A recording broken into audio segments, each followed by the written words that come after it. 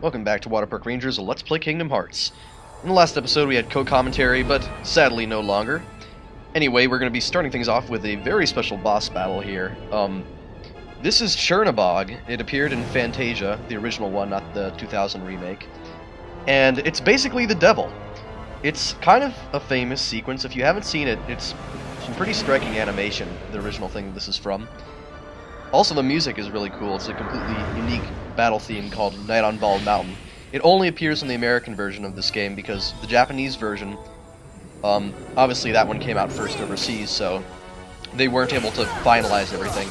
And so sadly, the music for this battle in the Japanese version is literally the same one for when you fight Clayton in Stealth Sneak. So yeah, pretty anticlimactic. But as it is, this is a pretty fun and epic boss. It fights a lot similarly to Ursula, basically, the giant Ursula from before. But he's a lot weaker in terms of defense, also probably just because we're so much stronger now, even if he does have more HP.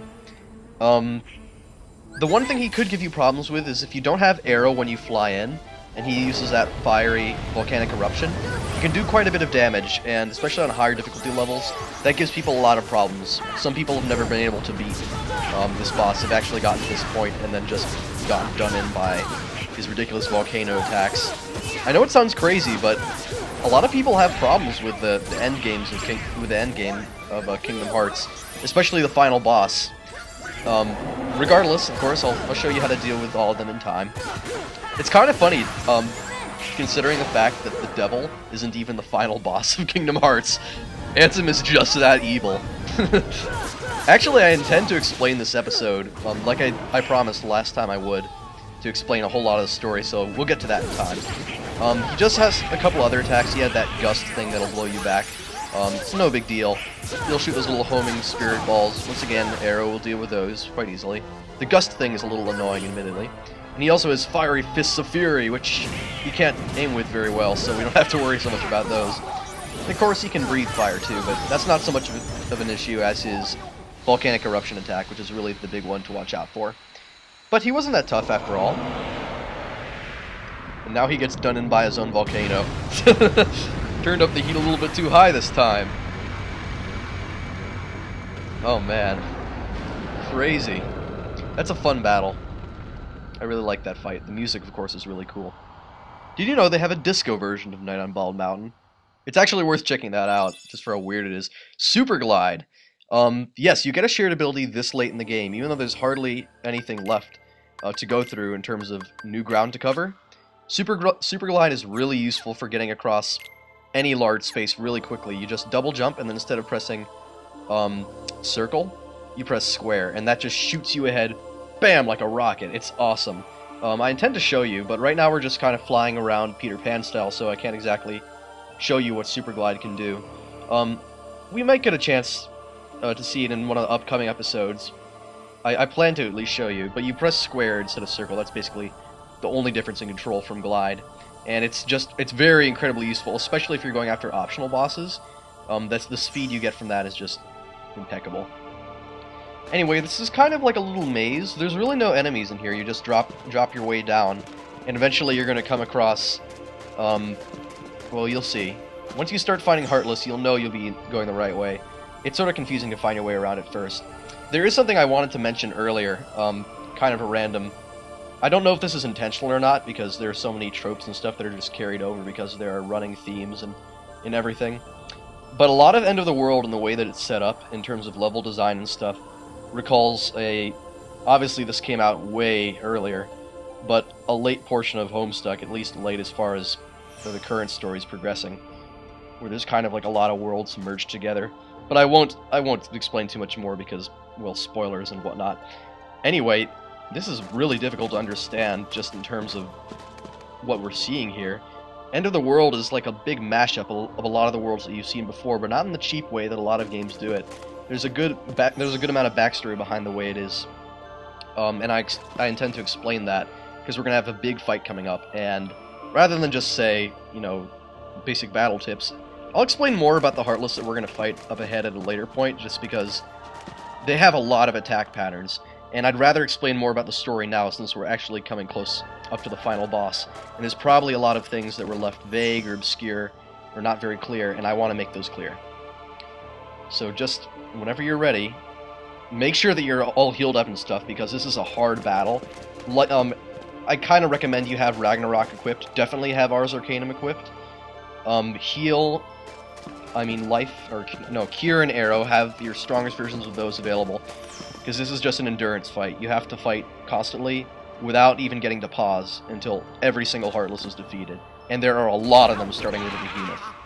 But anyway, I'm not going to mention too much about the actual fights. I'll just let the pictures speak for themselves. In the meantime, time to actually understand some of the story behind Kingdom Hearts, specifically referring to that poem that we saw at the end of last episode, which literally we did take some notes down, and so I'm going to explain basically what we came up with. And yeah, I'll just tell you that. So basically, the Heartless are born from darkness in people's hearts, and their goal is to bring destruction to all worlds. So the Heartless go around stealing people's hearts, and the hearts of different worlds. Of course, we had to protect those by sealing them with a Keyblade. But when a heart is stolen, and this could be from a person, from a world, regardless of where it came from, it goes to a place called Kingdom Hearts. And Kingdom Hearts is the heart of all worlds. It's literally it's basically ultimate knowledge and power. But because all hearts, in people, and apparently worlds too, harbor some kind of darkness inside them, like nobody's entirely good, there's always going to be some kind of evil, you know.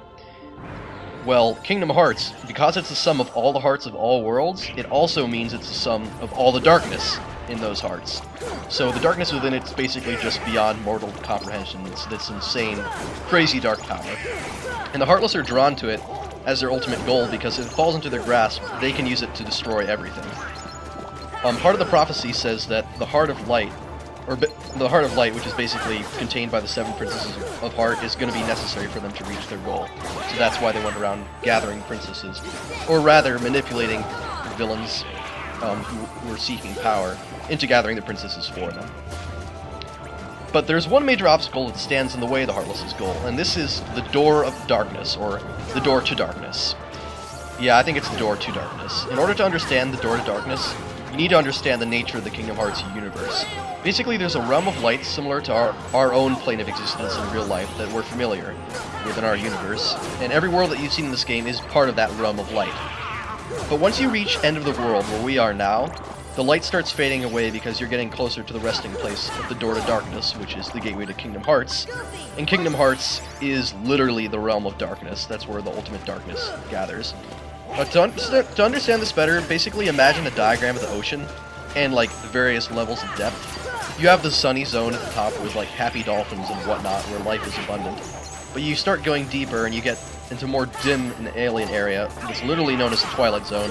Yeah, there's also a famous show called The Twilight Zone. And the deeper you go, eventually you're going to hit the Trench, where it's just really damn dark, and correct me if I'm wrong, but I think there's a certain point where light just simply doesn't reach down there anymore, and that's the realm of darkness for you. So End of the World would be the Twilight Zone. The realm of light's like, well, the sunny zone, and the Trench is the realm of darkness. That's actually a pretty good explanation of it. So how does the Door to Darkness itself work? It's basically a locked door that can only be opened if the 7 Princesses of Heart are gathered, which they were. They were gathered together, and their combined Heart of Light weakened the seal on the door. When the seal got weakened, the Heartless grew stronger, and they got more determined to obtain Kingdom Hearts for the purpose of letting loose chaos and destruction on everything in existence. Even then, though, it's unlikely that any normal Heartless would be able to carry out the plan on their own, because they're instinctive by nature. They're not exactly planners. They're literally just darkness that's obsessed with finding darkness with no real knowledge of how to get there. So they were really lucky to have an intelligent person who was willing to experiment with himself in darkness, Ansem, to carry out the scheme.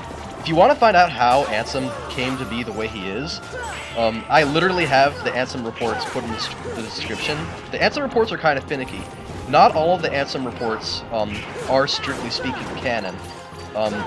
I only gathered the ones here that literally pertain to the universe as explained in this game, disregarding what happens in the other games.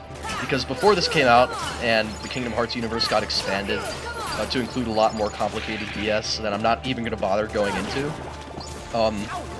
it was kind of self-contained and self-explanatory, so I just kept the Ansem reports that applied to it in it alone. So basically, once the 7 Princesses of Heart weakened the seal on the door. It just depended to Ansem to open the door himself.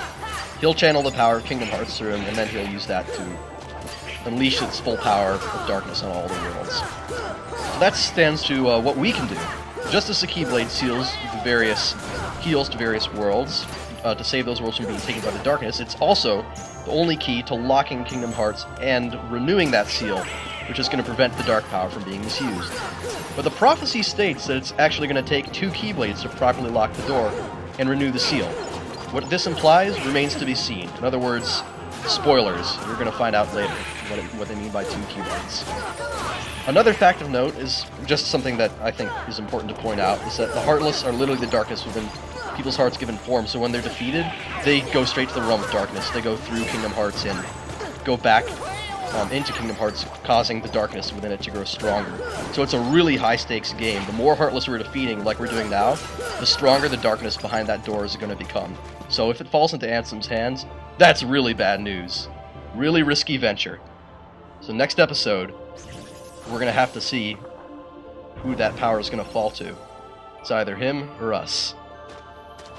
And obviously we can't use that power, so it's either him or nothing. See you then.